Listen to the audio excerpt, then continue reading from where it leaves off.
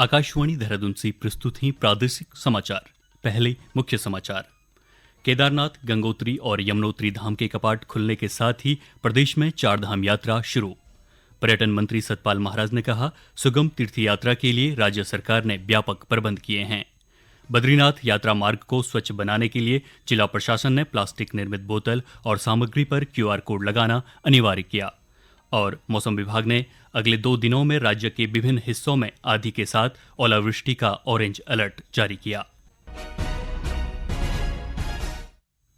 नमस्कार, समाचारों के साथ मैं जयवीर सिंह। और अब समाचार विस्तार से।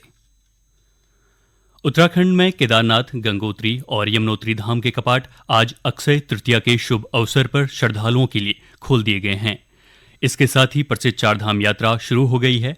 आज सुबह 7 बजे रुद्रप्रयाग जिले में स्थित केदारनाथ धाम के कपाट वैदिक मंत्रोच्चार और परंपरा अनुसार खुलने के साथ ही चारधाम यात्रा का शुभारंभ हुआ। कपाट खुलते समय सेना के बैंड और भजन कीर्तन तथा जय श्री केदार के उद्घोष से केदारनाथ धाम गुंजायमान रहा। इसके बाद पूर्वाह्न 10:29 पर यमुनोत्री धाम के कपाट श्रद्धालुओं के दर्शनार्थ खोले गए और दोपहर 12:25 पर गंगोत्री धाम के कपाट भी श्रद्धालुओं के लिए खोल दिए गए। केदारनाथ धाम के कपाट खुलने के अवसर पर मुख्यमंत्री पुष्कर सिंह धामी सहित हजारों की संख्या में श्रद्धालु मौजूद थे।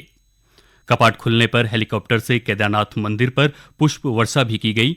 मुख्यमंत्री पुष्कर सिंह धामी ने केदारनाथ मंदिर में पूजा अर्चना की। उन्होंने कहा कि चारधाम यात्रा में देश विदेश से आने वाले श्रद्धालुओं को बेहतर सुविधा उपलब्ध कराना सरकार की प्राथमिकता है। चमोली स्थित बद्रीनाथ धाम के कपाट रविवार को सुबह 6 बजे श्रद्धालुओं के दर्शन के लिए खोल दिए जाएंगे। श्री बद्रीनाथ केदारनाथ मंदिर समिति इसे लेकर व्यापक तैयारियों में जुटा हुआ है। कपाट खुलने की तैयारियों की प्रक्रिया के तहत जोशीमठ में प्राचीन गरुड़ छाड़ मेले का आयोजन किया गया। आज जोशीमठ स्थित श्री नरसिंह मंदिर के माता लक्ष्मी मंदिर में पूजा अर्चना के बाद मुख्य पुजारी रावल ईश्वर प्रसाद नंबूदरी ने पवित्र गद्दी के साथ प्रथम पड़ाव योग बद्री मंदिर पांडुकेश्वर के लिए प्रस्थान किया। इधर रुद्रप्रयाग जिले में स्थित तृतीय केदार भगवान तुंगनाथ के कपाट आज विधि विधान के साथ श्रद्धालुओं के लिए खोल दिए गए। कपाट खुलते समय 2500 से अधिक श्रद्धालु मौजूद थे। इससे पहले श्री तुंगनाथ की उत्सव डोली 9 मई को चौपता प्रवास करने के बाद आज सुबह तुंगनाथ मंदिर परिसर पहुंची। इसके बाद विधि विधान से 12 बजे श्री तुंगनाथ मंदिर के कपाट श्रद्धालुओं के लिए खोले गए। उधर उत्तरकाशी जिले में स्थित गंगोत्री और यमुनोत्री धाम के कपाट भी आज श्रद्धालुओं के लिए खोल दिए गए। यमुनोत्री धाम में मां यमुना की डोली सुबह 10 बजे पहुंच गई थी। इसके बाद पुरोहितों ने पूजा अर्चना की और शुभ मुहूर्त पर यमुनोत्री धाम के कपाट श्रद्धालुओं के लिए खोल दिए गए। वहीं गंगोत्री धाम के कपाट भी आज श्रद्धालुओं के लिए खोल दिए गए हैं। कपाट खुलने के अवसर पर मंदिर में बड़ी संख्या में श्रद्धालु मौजूद थे। अब अगले 6 माह तक मां गंगा के दर्शन गंगोत्री धाम में होंगे। गंगोत्री मंदिर के पुरोहित सुरेश सैमवाल ने बताया कि अगले 1 सप्ताह तक गंगोत्री धाम में मां गंगा के भजन कीर्तन आयोजित किए गए हैं। आज अक्षय तृतीया के महापर्व पर मां भगवती गंगा के कपाट श्रद्धालुओं के लिए खोल दिए गए हैं और अक्षय तृतीया का दिन बहुत बड़ा दिन है। आज मां भगवती के तट पर जो स्नान करता है, पूजन करता है, तर्पण करता है, तो निश्चित तौर पर मानिए उसको मोक्ष की प्राप्ति होती है और उसके धर्म का कभी भी क्षय नहीं होता है। ऐसी आज की मान्यता है और आज से निरंतर 7 दिनों तक निर्माण दर्शन होंगे मां भगवती गंगा के। सप्तमी तक आप सब लोग पधारें। इन शब्दों के साथ आप सबका स्वागत। जय गंगा मैया की। चारधाम यात्रा के प्रति श्रद्धालुओं में अत्यधिक उत्साह देखने को मिल रहा है। बड़ी संख्या में तीर्थयात्रियों के चारधाम दर्शन के लिए पहुंचने के चलते हरिद्वार के ऋषिकुल मैदान में चारधाम पंजीकरण के 20 अतिरिक्त काउंटर स्थापित किए गए हैं। अक्षय तृतीया आज श्रद्धापूर्वक मनाया जा रहा है। इस दौरान हरिद्वार में कई स्थानों पर श्रद्धालुओं ने भगवान परशुराम की पूजा अर्चना की। वहीं देश के कई हिस्सों से आए श्रद्धालुओं ने गंगा में डुबकी लगाकर मंदिरों में पूजा अर्चना की। पर्यटन मंत्री सतपाल महाराज ने चारधाम यात्रा पर आने वाले तीर्थयात्रियों से अपना पंजीकरण करवाने और मौसम की जानकारी को ध्यान में रखकर यात्रा करने की अपील की है। उन्होंने कहा कि सुगम तीर्थयात्रा के लिए राज्य सरकार ने अनेक व्यवस्थाएं की हैं। चारधाम यात्रा को देखते हुए देहरादून में एक राज्य स्तरीय कंट्रोल रूम की स्थापना की गई है, जो पूरे यात्रा काल के दौरान संचालित रहेगा। सतपाल महाराज ने कहा कि चारधाम यात्रा के दौरान सफाई व्यवस्था का विशेष ध्यान रखा गया है। यात्रा मार्गों पर बड़ी संख्या में स्थायी शौचालयों के साथ अस्थायी शौचालयों की भी पर्याप्त व्यवस्था है। उन्होंने बताया कि यात्रियों की आवश्यक सुविधा को ध्यान में रखते हुए गढ़वाल मंडल विकास निगम की ओर से चारधाम यात्रा मार्ग पर पड़ने वाले लगभग 52 पर्यटक आवास गृहों की मरम्मत और सौंदर्यीकरण का काम किया गया है। पर्यटन मंत्री ने बताया कि केंद्रीय परिवहन विभाग द्वारा चारधाम यात्रा मार्ग पर गढ़वाल मंडल विकास निगम के सहयोग से ईवी चार्जिंग स्टेशन स्थापित किए गए हैं। अभी तक 28 स्थानों पर 60 किलोवाट के ईवी चार्जर पहुंचा दिए गए हैं, जबकि 27 जगहों पर चार्जर के लिए फाउंडेशन का काम किया जा चुका है। बद्रीनाथ यात्रा मार्ग को प्लास्टिक मुक्त बनाने के लिए चमोली जिला प्रशासन ने अभिनव पहल शुरू की है। जिला प्रशासन ने यात्रा को स्वच्छ और प्लास्टिक मुक्त बनाने के लिए रिसाइकल कंपनी के साथ 5 वर्षों का अनुबंध किया है।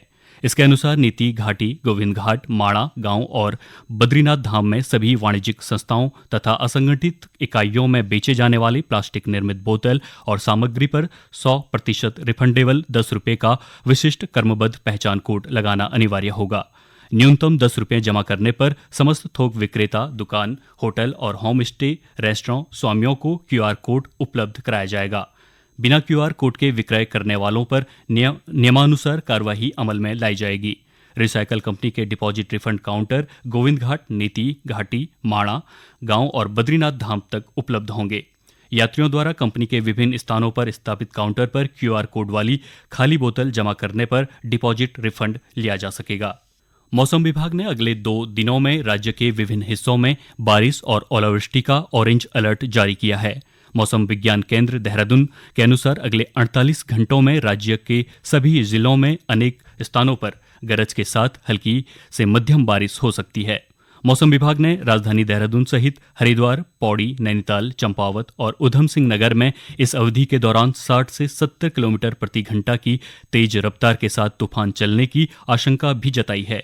मौसम विभाग ने रविवार तक राज्य के अन्य हिस्सों में भी 50 किलोमीटर प्रति घंटा तक की रफ्तार से आंधी का अनुमान व्यक्त किया है।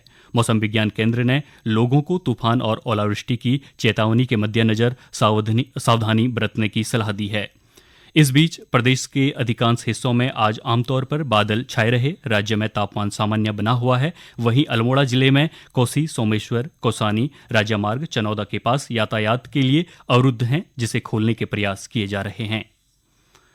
दूरसंचार विभाग DOT ने साइबर अपराधों में दुरुपयोग किए गए 28,200 मोबाइल हैंडसेट को समूचे भारत में ब्लॉक करने के लिए दूरसंचार सेवा प्रदाताओं को निर्देश जारी किए हैं।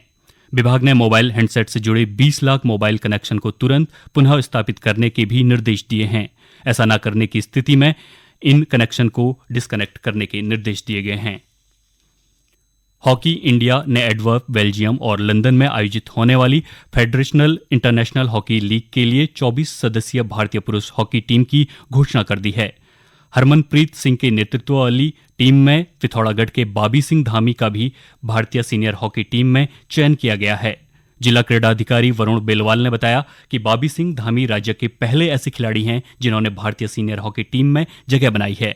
भारतीय हॉकी टीम में चयन होने पर मुख्यमंत्री पुष्कर सिंह धामी ने बाबी सिंह धामी को बधाई दी है। उत्तराखंड राज्य महिला आयोग की अध्यक्ष कुसुम कंडवाल ने कहा कि प्रदेश में महिलाओं की सुरक्षा के लिए आयोग हर संभव प्रयास कर रहा है। नैनीताल स्थित कुमाऊं विश्वविद्यालय में आयोजित सेमिनार में श्रीमती कंडवाल ने कहा कि महिला उत्पीड़न से संबंधित शिकायत दर्ज करने के लिए आयोग अथवा महिला हेल्पलाइन पर शिकायत दर्ज की जा सकेगी। उन्होंने बताया कि वर्ष 2023-24 में महिलाओं और किशोरियों द्वारा उत्तराखंड राज्य महिला आयोग में कुल 1,769 मामले दर्ज हुए, जिसमें से 1,167 मामलों का निस्तारण किया जा चुका है और शेष मामलों पर आवश्यक कार्यवाही की जा रही है। चंपावत जिले के गुरुद्वारा रीठा साहिब में हर साल लगने वाला जोड़ मेला 21 मई को शुरू होगा।